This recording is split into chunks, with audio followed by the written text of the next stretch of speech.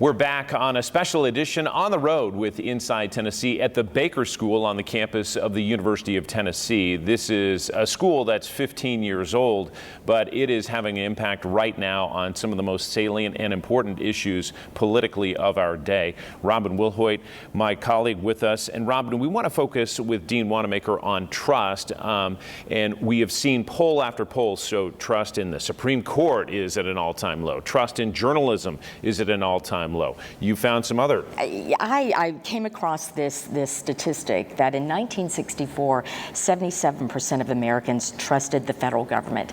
In 2022, that had plummeted to 22%, specifically for the federal government. But to your point, it seems trust in so many things has plummeted. What do you attribute to that? Well, I know those numbers. I also know the numbers that say that trust in local media is higher, trust in local government is higher, trust in state government is higher than it is in the federal and national stages. So one of the things that we have been working on here is ensuring that our students have access to the local versions of the things we just talked about. Okay, so if you want students to have more confidence in government, one of the things you can do is show them it working. Here's how it works. So we've sent our undergrad students here at the Institute of American Civics to City Council, County Commission, and School Board meetings here in Knoxville. And we've actually paid them to go, which I know sounds crazy, but they're not going to go if you don't pay them. Okay, so that's one complaining. That's one lesson we've learned. And then what we learned from them after they went was that it did indeed increase their confidence in their own government to watch it work.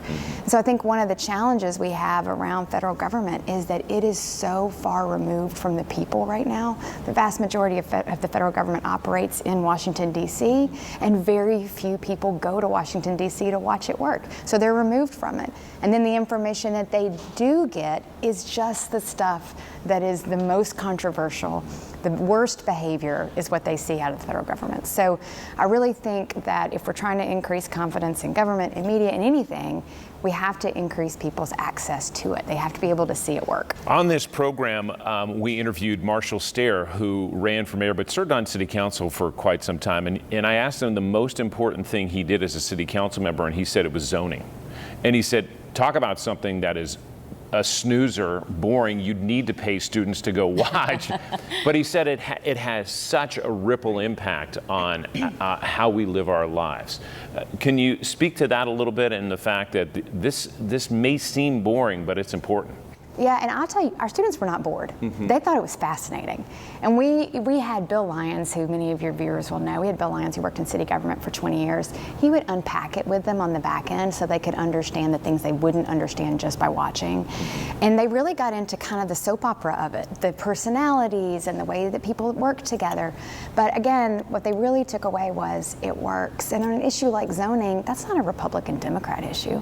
That's not where the fault lines are, right? And so for students who are wary of political polarization, and this generation really is, being able to access a body that doesn't function on RD lines and isn't interested in that national polarization was really healing and soothing for them.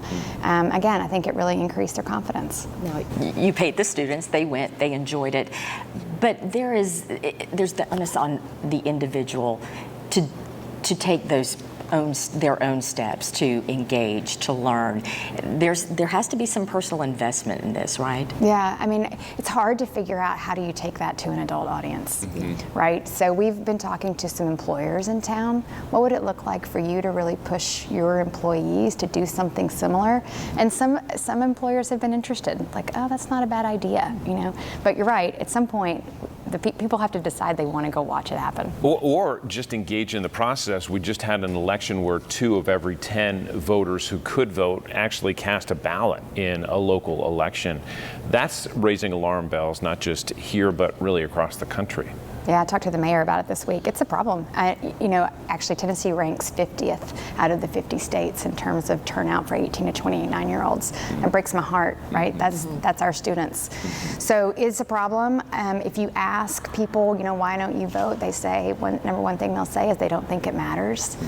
Oddly, your vote is more likely to matter in a local election than it is in a national one, and people are more likely to vote in national elections than they are local ones. So their behavior is kind of at odds sides with that statement, but that is the truth on the ground. I promised we were going to get to Robin's interview with a very famous author who is also taking part and playing a key role in the Baker School. We're going to come back with that on Inside Tennessee. Back with more right after this on this Sunday morning. Hope yours is going well so far.